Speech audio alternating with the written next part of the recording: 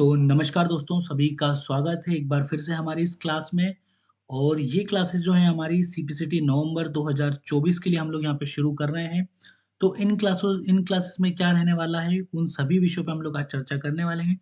ये क्लास को आप एक हिसाब से इंट्रो क्लास के रूप में भी देख सकते हैं, यानी कि एक ये उसका परिचय रहेगा कि आने वाले टाइम में हम किस तरीके से और क्या-क्या चीज़ें इस क्लास में पढ़ने वाले हैं।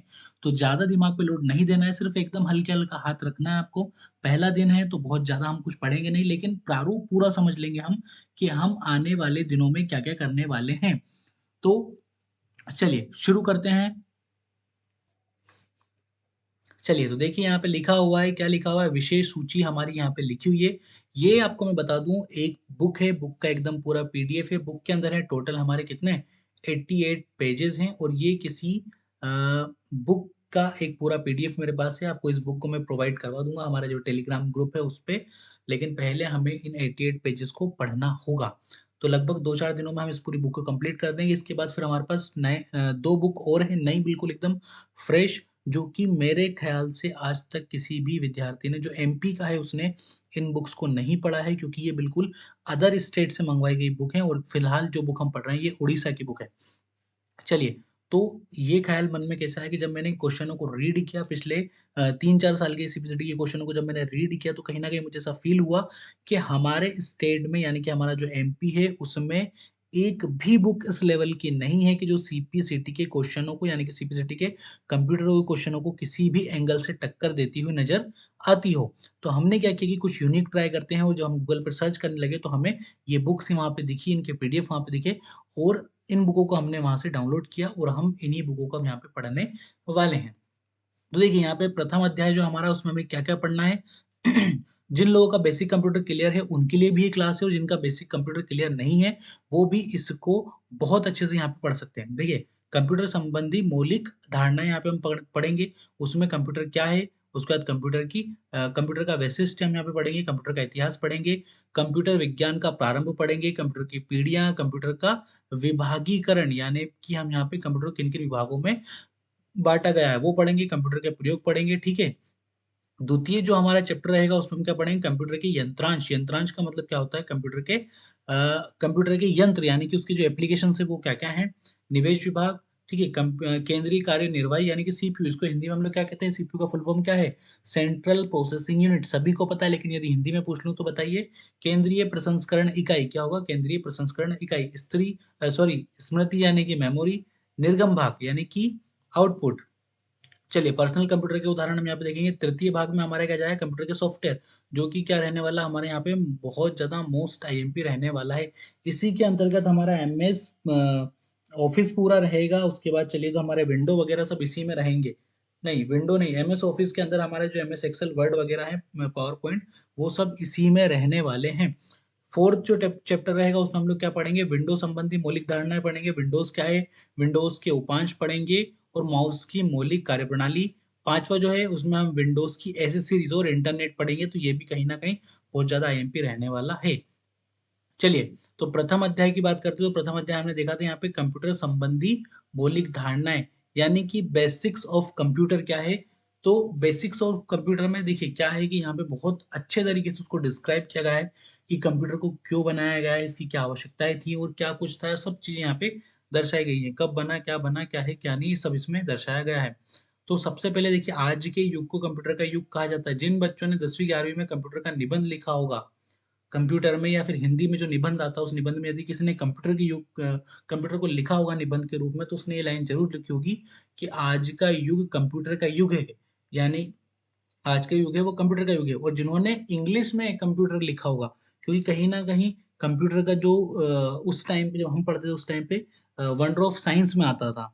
तो साइंस में हम कंप्यूटर को भी एक टॉपिक के रूप में ऐड कर देते थे, क्योंकि साइंस का ही कहीं ना कहीं ये एक एग्जाम्पल है। या फिर आप चाहें तो कंप्यूटर का जब उसमें एग्जाम्पल लिखते थे, तो वहां पे हम लोग लिखते थे कि कंप्यूटर का युग, आज का जो ज़माना है वो कंप्यूटर का ही ज़माना है, ऐसे हम लिखते थे उसको। तो यहाँ पे कंप्यूटर क्या है, इस पे हम लोग चर्चा करेंगे, कंप्यूटर है क्या असल में, जो कि आप सभी को पता है, कोई बहुत ज़्यादा बच्चों वाली बात ये नहीं है। लेकिन कंप्यूटर किस तरीके से बना, देखिए कितना अच्छा उन्होंने यहाँ पे डिस्क्राइब किया हुआ है कि आपको पता है कंप्यूटर क्या है, कंप्यूटर कैसे बना है। तो लैटिन भाषा का शब्द है, सभी को पता है, लेकिन कैसे बना। तो देखिए, कंप्यूट्स और कंप्यूटर का उद्भव है यहाँ पे। उन दोनों को अपने-अपने हिसाब से यहाँ पे बनाया गया है। तो क्या-क्या है, क्या नहीं है, सारी चीज़ यहाँ पे होंगी। फिर इसमें कुछ अच्छे-अच्छे हमें टिप्स मिलेंगी, यानी कि हमें कुछ अच्छे-अच्छे यहाँ पे पॉइंट्स मिलेंगे। यानी कि कंप्यूटर क्या है, मानव का आविष्कार है और मानव के आदेश-निर्देश से ही वह कार्य करता है। किंतु आज जो 2024 में मैं आपको बताऊँ कि आज कंप्यूटर इंसान के हिसाब से नहीं चल रहा है, बल्कि इंसान कंप्यूटर के हिसाब से चल रहा है। बताऊँ किस तरह से? जैसे कि जो एआई टूल्स वगैरह जो आए हैं, वो हमें बताते हैं कि हमें क्या करना चाहिए। यानी कि हमें कितने किलोमीटर चलना चाहिए, हमें किस तरह का खाना खाना चाहिए, हमें किन-किन मेडिसिन्स का यूज़ करना चाहिए और हमें हमें पढ़ाई के लिए क्या-क्या करना चाहिए, फ्यूचर के लिए हमें क्या-क्या करना चाहिए। हम सब ये स अब हम गूगल पे सर्च करने लगे। यानी कि कहीं न कहीं अब हम ये सब कंप्यूटर से पूछने लगे हैं कि अब हमें क्या करना चाहिए। कहीं हम किसी मुसीबत में फँस जाते हैं, तो हम कंप्यूटर से पूछते हैं कि जैसे हमें कहीं जाना ही हो, तो हम कंप्यूटर से पूछते हैं कि यहाँ का रास्ता बताओ। गूगल मैप से फिर हमें वो रास्ता बताता है। तो कहीं न कहीं अब मानव उसके आदेश और निर्देश से चलने लगा है। तो ये सारी चीज़ें हैं, हम इनको पढ़ेंगे यहाँ पे और उसके बाद यहाँ पे देखिए कंप्यूटर का बेसिक सिस्टम आएँगे यहाँ पे, है ना? तो उसमें देखिए इसकी क्या-क्या विशेषताएँ हैं। तो स्पीड है, एक्यूरेसी है ना? उसके बाद चलिए तो डिलीगलेंस है, वर्सेलिटी है, यानी कि कार्य की निपुणता उसकी बहुत शानदार है यहाँ पे। भंडारण स्टोरेज कैपेसिटी भी है, उसकी रिलायबिलिटी यानी कि विश्वसनीयता भी बहुत शानदार है ना? और निर्बोधता भी बहुत शानदार है। तो ये सारी चीज़ें हम बिल्कुल एकदम बहुत अच्छे तरीके से हम यहाँ पे पढ़ने वाले हैं। कुछ यूनिक चीज़ें मैंने आपसे पहले ही बोला, कुछ यूनिक चीज़ें हम यहाँ पे देखिए मिप्स का हमें फुल फॉर्म यहाँ पे मिलेगा, इस तरीके से। ये क्वेश्चन्स बनते हैं एग्ज़ाम में, यहीं से क्वेश्चन बनेगा।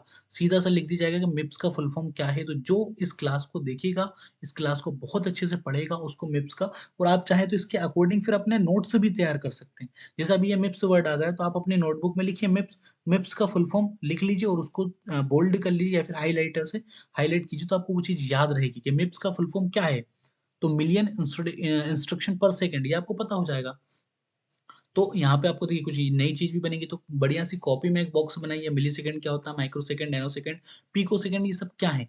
पहले का जो टाइम था सिर्फ माइक्रोसेकंड तक ही हमारे क्वेश्चन्स रह जाते थे, लेकिन अब नैनोसेकंड भी आता है और एक नई चीज़ पिकोसेकंड भी आती है। एक्यूरेसी के हिसाब से कार्य की निपुणता, भंडारण क्षमता, ये सब कुछ यहाँ पे हमें बहुत अच्छा मिलेगा। देखिए, अब ये देखिए स्टोरेज का पूरा उसने यहाँ पे दिया हुआ है।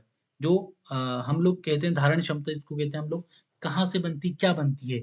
बाइट बनती है, किलोबाइट बनती है, मेगाबाइट बनती है, गीगाबाइट बनती है, टेराबाइट बनती है, ये बनती है सब पेट्टाबाइट तक जाने लगा आजकल तो, है ना? तो गीगाबाइट, टेराबाइट क्या-क्या कितना है सब हमें पता चलेगा। विश्वसनीयता बहुत शानदार है। कंप्यूटर का इतिहास, यहाँ से देखिए, ये बहुत बेसिक सा क्वेश्चन है और सीपीसीटी में एक क्वेश्चन यहाँ से ज़रूर आता है।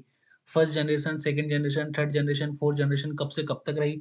फिफ्थ जनरेशन कब से कब तक रही? किस जनरेशन का कौन-सा कंप्यूटर था? किस जनरेशन के कंप्यूटर में किन-किन चीज़ों का यूज़ किया जाता था? क्या-क्या चीज़ें उसमें थी? यानी कि वैक्यूम ट्यूब किस जनरेशन के कंप्यूटर में था? किस जनरेशन के कंप्यूटर में क्या बोलते हैं मेमोरी को लाया गया है, चिप का यूज़ किसमें हुआ, ट्रांजिस्टर का यूज़ किसमें हुआ, सेमीकंडक्टर का यूज़ किस जनरेशन के कंप्यूटर में हुआ, तो इस तरह से क्वेश्चन बनते हैं। तो कंप्यूटर का इतिहास पढ़ना आपको बहुत ज़्यादा ज़रूरी रहने वाला है। तो हमें बहुत अच्छा यहाँ पे दिखाया गया। देखिए, पास्कल, पास्कल के हिसाब का यंत्र, है ना? तो पास्कल का ये 0 और 9 के इस अंक से सूचित हुआ था, वो किस तरीके से काम करता था, ये सारा दिया हुआ है। इसमें एक बहुत अच्छा जो नाम था, वो मैंने पढ़ा था, वो कहाँ गया? नेपियर, अबेकस, उसके अलावा नीचे आएगा। ये देखिए, ये हमारा डिफरेंस इंजन है और ये एनालिटिकल इंजन है। ये किस पे 0 और 1 पे काम करते थे, देखिए यहाँ पे। ये चार्ल्स बेबेज कहा गया है, इनको कंप्यूटर का क्या कहा जाता है? पितामह या फिर कंप्यूटर का जनक कहा जाता है। देखिए, ये क्वेश्चन हमारे यहाँ से बन गया। कंप्यूटर का जनक किसे कहा जाता है? तो चार्ल्स बेबेज को कंप्यूटर का जनक कहा जाता है। इन्होंने किस चीज़ का आविष्कार किया था? तो इन्होंने क्या किया था, एक उत्कृष्ट हिसाब के आविष्कार के अंदर किया था, जिसे डिफरेंस इंजन कहा जाता है। हमने अभी देखा था ना ऊपर डिफरेंस इंजन, ये है डिफरेंस इंजन, ये है, इस तरीके से।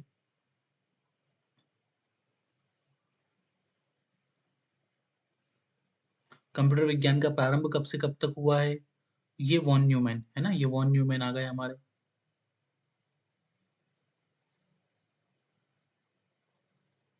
तो एनईएक आ गया ये हमारा, है ना? पहला वैद्युतिक कैलकुलेटर है एनिएक। एनिएक को अगर हम कहें तो एक फुल टू कंप्यूटर जिसको हम कहें अगर हमारी भाषा में, तो एनिएक होगा।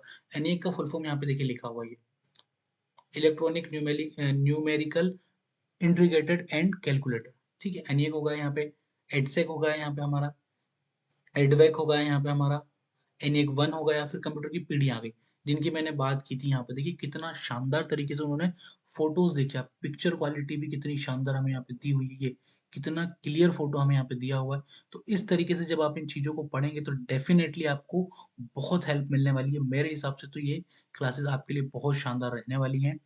तो कुछ नहीं है, 4 दिन में 88 पेज, जैसे 13 पेज नंबर पे हैं अभी हम, 13 पेज नंबर पे हम आ चुके हैं अभी, ठीक है? तो और अभी हमारा कुछ शुरू ही नहीं हुआ है ना? तो ये बुक 3 से 4 दिन में मैं खत्म कर दूँगा, आपको इस चीज़ की मैं गारंटी लेता हूँ। ये माइक्रो प्रोसेसर आ गया, देखिए हमारा कितना शानदार दिया हुआ है। चौथी पीढ़ी की कंप्यूटर का कार्य एक माइक्रो प्रोसेसर से सीमाबद्ध है। या अगर 4th जनरेशन में माइक्रो प्रोसेसर का हम लोग यूज़ करने लगे थे, इस तरीके से। ये 5th जनरेशन का आ गया हमारा, ये 5th जनरेशन का। ये देखिए वैक्यूम ट्यूब, हमने सिर्फ पढ़ा है कि वैक्यूम ट्यूब का यूज़ किया जाता है, तो वैक्यूम ट्यूब ये देखिए कितने शानदार तरीके से उन्होंने हमें वैक्यूम ट्यूब यहाँ पे दिखे हैं ये। इसको हमने देखा होगा कहीं न कहीं, हमारे घर की जो टीवीयाँ होती थी, उनमें भी इन्हीं का यूज़ होता था। और ये ट्रांजिस्टर है देखिए, किस तरीके से यहाँ पे ट्रांजिस्टर दिया हुआ है, शानदार तरीके से ट्रांजिस्टर दिया हुआ है। कंप्यूटर का विभागीकरण भी किया हुआ है, आकार के आधार पर बाँटा है। तो माइक्रो कंप्यूटर होता है हमारा, मिनी कंप्यूटर होता है और मेन फ्रेम कंप्यूटर होता है, सुपर कंप्यूटर होता है। क्रियाकलाप के आधार पे वर्गीकरण किया तो डिजिटल होता है, एनालॉग होता है और क्या होता है, हाइब्रिड कंप्यूटर होता है, ये हो गया। फिर कंप्यूटर के प्रयोग आ गए हमारे, एप्लीकेशंस ऑफ कंप्यूटर, किस किस तरीके से क्या क्या कंप्यूटर के प्रयोग होते हैं, उन सब चीजों को हम लोग यहाँ पे चर्चा करेंगे। फिर हमने क्या सीखा इस चैप्टर में, हमने क्या क्या सीखा है, वो सारी चीजें हैं, है ना? तो ये देखिए ये क्वेश्चन आपके हिसाब से, ये प्रथम पीढ़ी के कंप्यूटर में वैक्यूम ट्यूब का उपयोग किया गया था। ये एक एक लाइन में बहुत शानदार तरीके से हमें नोट्स, जिनको हम कहते हैं ना वन लाइनर नोट्स जिन्हें, वो हैं। दूसरी पीढ़ी के कंप्यूटर में किसका यूज़ होता था? ट्रांजिस्टर का उपयोग था। थर्ड जनरेशन में सिलिकॉन का यूज़ होता था। फोर्थ जनरेशन में किसका होता था? इंटीग्रेटेड टेक्नोलॉजी, है ना? इंटीग्रेटेड टेक्नोलॉजी का। फिफ्थ जनरेशन में एआई आ गई। ये देखिए, कार्यकारिता के आधार पे कंप्यूटर 3 प्रकार का होता है, डिजिटल, एनालॉग और हाइब्रिड कंप्यूटर। कितने शॉर्ट में बहुत शानदार, फिर आपसे क्वेश्चन आंसर भी यहाँ पे किए हुए। लेकिन एक बिल्कुल जो बच्चे को हम लोग पढ़ाते हैं 9th 10th 11th का जो बच्चा पढ़ता है, उस तरीके से ये बुक हमारी यहाँ पे दी हुई है और बहुत शानदार तरीके से इसमें चीज़ें दी हुई है। तो मेरा ख्याल है कि अगर मैं इस बुक को आपको प्रिंट करके भी दूँ तो कहीं न कहीं बहुत अच्छा रहने वाला है। उसे देखिए यहाँ पे क्वेश्चन्स आपके बने हुए हैं। अब आपको जो चीज़ सही लग रही है, सही गलत भी दीजिए इसमें। रिक्त स्थान भी आप भरिए यहाँ पे। फिर यहाँ पे सेकंड चैप्टर यानी कि हमारा कंप्यूटर के यंत्रांश हो जाएगा। ऐसे सीरीज हो जाएँगे ना कंप्यूटर की क्या-क्या चीज़ें हैं उसमें। तो इसमें हम लोग किन-किन चीज़ों के बारे में पढ़ेंगे, यानी कि हम अपना अ, इनपुट डिवाइस के बारे में पढ़ेंगे, सीपीयू के बारे में पढ़ेंगे। तो एक बहुत शानदार चार्ट हमारे यहाँ पे दिया हुआ है देखिए। इनपुट डिवाइस में क्या-क्या चीज़ें हैं, कीबोर्ड है, माउस है और बहुत सारी चीज़ें हैं। सीपीयू में क्या-क्या चीज़ें आती हैं, तो हमारा कंट्रोल यूनिट आता है, एलयू आता है और मेमोरी आती है, ठीक है। कीबोर्ड, ये आउटपुट है, कीबोर्ड और उसके बाद प्रिंटर होगा और बहुत सारी चीज़ें हैं, मॉनिटर वगैरह सब। कीबोर्ड इनपुट है, मॉनिटर और प्रिंटर जो है वो आउटपुट डिवाइस है। एक पीसी कार्यक्रम को प्रवाह चित्र के माध्यम से समझाया गया है ना। तो इसमें दो तरह की चीजें होती हैं, एक सॉफ्टवेयर होती है, हार्डवेयर, ये सब हम पढ़ेंगे। और मेरे ख्याल से नहीं कि ऐसा कोई विद्यार्थियों को इसको सॉफ्टवेयर और हार्डवेयर के बारे में पता नहीं है, लेकिन पता नहीं है तो हम बताने के लिए बैठे हैं। बहुत शानदार तरीके से मैं आपको समझा दूंगा। कीबोर्ड का देखिए बहुत शानदार चित्र यहाँ पे दिया गया है और एक की के बारे में हमें यहाँ पे बताया गया है। किस की का क्या यूज़ है, किस की को क्या कह के बताया जाता है। अल्फ़ाबेट की यहाँ पे बोला जाता है, नंबर को न्यूमेरिक की यहाँ पे हम कहते हैं, न्यूमेरिक पैड हम यहाँ पे कहते हैं। किन-किन चीज़ों को क्या-क्या कहते हैं, फंक्शंस की F1 से F12 तक होती हैं। एरो की होती है 3, 4 कितनी होती है, एंटर की कितनी होती है, कैप्स लॉक की किन्हें कहते हैं, है ना? उसके बाद हम लोग कहें तो अम, होम की, एंड की, टैब की, कंट्रोल की, ऑल्ट किस की, एस्केप की क्या होती हैं। माउस के बारे में दिया हुआ है, एरो क्या होता है, लेफ्ट एरो, लेफ्ट बटन क्या होती है, राइट क्लिक क्या होता है, ये सारी चीजें माउस के बारे में बहुत अच्छा दिया हुआ है यहाँ पे। देखिए चूहे जितनी आकार की, मजे की बात, क्या यहाँ मजे की बात नहीं है? देखिए क्या दिया हुआ, माउस और चूहा। कंप्यूटर वाले बहुत मजेदार होते हैं। उन्होंने कंप्यूटर से जुड़े उपकरणों का नामकरण करते समय भाषा और भावनाओं का के अनुसार सार्थक शब्द बनाए हैं। कंप्यूटर की बोर्ड की, एरो की को ले लीजिए, चार दिशाओं में चार तीर चिन्ह के रहने वाले कीबोर्ड में 4 की हैं। ऐसे एरो की का नाम पूर्ण रूप से यथार्थ है। ठीक है, बिल्कुल शानदार है। उसी प्रकार पॉइंटर अथवा माउस कर्सर की आकृति का नामकरण यथार्थ रूप से अर्थपूर्ण है। कंप्यूटर माउस का गठन बिल्कुल चूहे की तरह, माउस है, चूहे की पूंछ की तरह पीछे एक छोटा सा तार लगा होता है। तो सेम टू सेम है, इसीलिए उसको माउस हम लोग कहते हैं। तो देखिए क्या ये मजे की बात नहीं है? बिल्कुल मजे की बात है। स्कैनर आ जाएगा यहाँ पे हमें। सीपीयू के बारे में हम लोग पढ़ेंगे, यहाँ पर रैम क्या होती है, रम क्या होती है, सब कुछ रैम रोम सब। ये कंप्यूटर की देखिए यहाँ पे बिट, उसकी जो स्मृति है, किस तरीके से इनको बांटते हैं, वो सारी चीजें हमें यहाँ पे दी हुई है।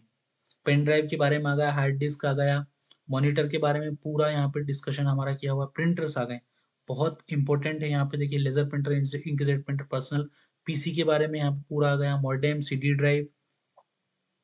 ये बच्चों की क्लास है जहाँ पे वो लोग पढ़ाई कर रहे हैं।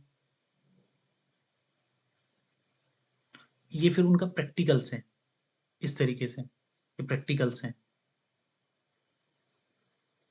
जब हम थोड़ा सा नीचे जाएंगे, क्वेश्चन खत्म हो जाएंगे, तो फिर हमारे नया चैप्टर आ जाएगा, थर्ड चैप्टर आ जाएगा, कंप्यूटर के सॉफ्टवेयर।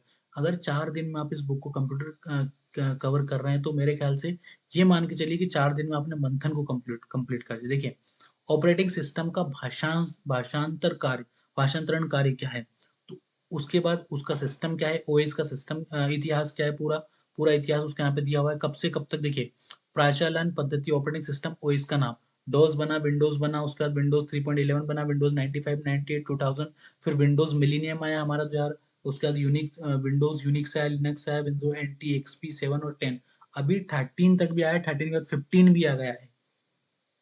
आइए कंप्यूटर लैब में चलते हैं। ये विंडो 10 का यहाँ पे हमारा दिया हुआ है बहुत शानदार तरीके से, 7 का भी यहाँ पे दिया हुआ है।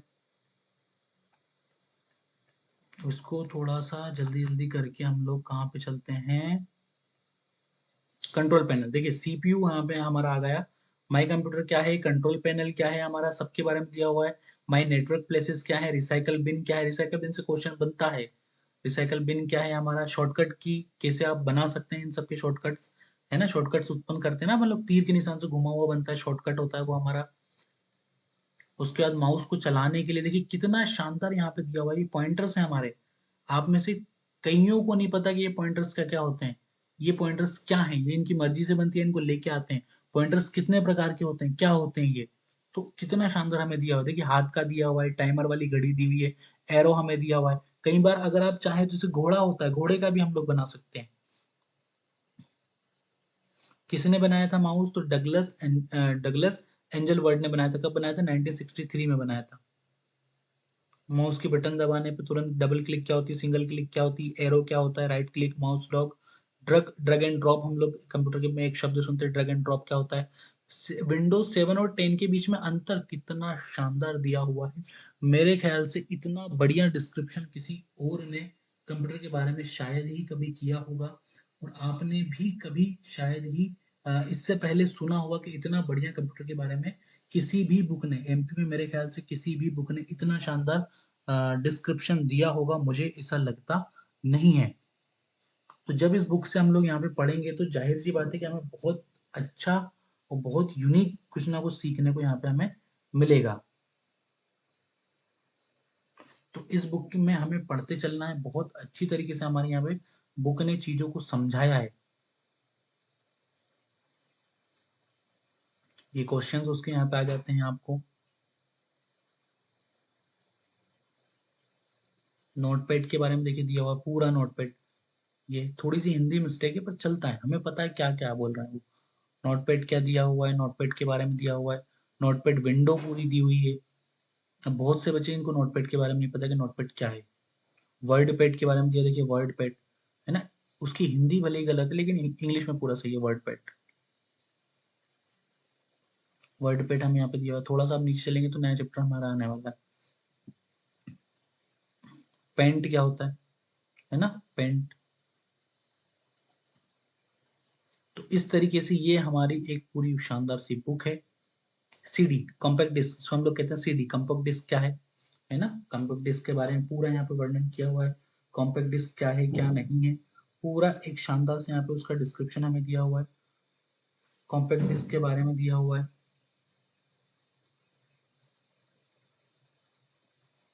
विंडोज मीडिया प्लेयर दिया हुआ है। आइए इंटरनेट में काम करें, तो देखिए इंटरनेट एक्सप्लोरर का हमें दिया, Google Chrome, Firefox, Microsoft it's, इतना इतना सब कुछ किसी भी बुक ने विद इमेजेस नहीं दिया है अभी तक।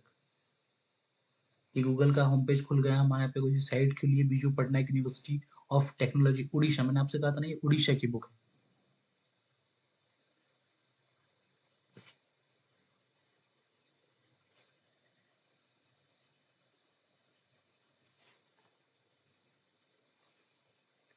तो ये हमारी बुक यहाँ पे खत्म हो चुकी है। 3 से 4 दिन में पूरी बुक को मैं आपको कंप्लीट करवा दूँगा, ये मेरी गारंटी है। आपको सिर्फ़ और सिर्फ़ हमारे साथ जुड़े रहना है और इसी तरीके से बहुत शानदार तरीके से पढ़ते चलना है। मेरी गारंटी है कि आप लोगों को बहुत मज़ा आएगा। इसके बाद हमारे पास अभी 2 बुक और हैं। 2 बुक इसके अलावा अभी और हैं, जिनमें कि बहुत शानदार सा वर्गीकरण किया हुआ है, एक-एक चीज़ के बारे में। एक-एक चीज़ के बारे में बहुत शानदार सा वर्गीकरण उसमें भी किया हुआ है। तो चैनल को सब्सक्राइब कीजिए, अपने दोस्तों तक इस वीडियो को पहुँचाइए और उन्हें बताइए कि आप अब कितना अच्छा पढ़ने जा रहे हैं आने वाली एग्ज़ाम के लिए। क्योंकि आप जब तक बताएँगे नहीं तो किसी और तक हमारी बात पहुँचेगी नहीं। जब तक लोगों के साथ हमारी बात पहुँचेगी नहीं, तो फिर उन्हें भी पढ़ने में मज़ा नहीं आएगा और ना हमें पढ़ाने में मज़ा नहीं आएगा, ठीक है? तो करना कुछ नहीं है, डेली यहाँ पे क्लासेस हमारी अपलोड होंगी और डेली आपको उन क्लासेस से पढ़ना है। तो अपना ध्यान रखिए। Bye bye.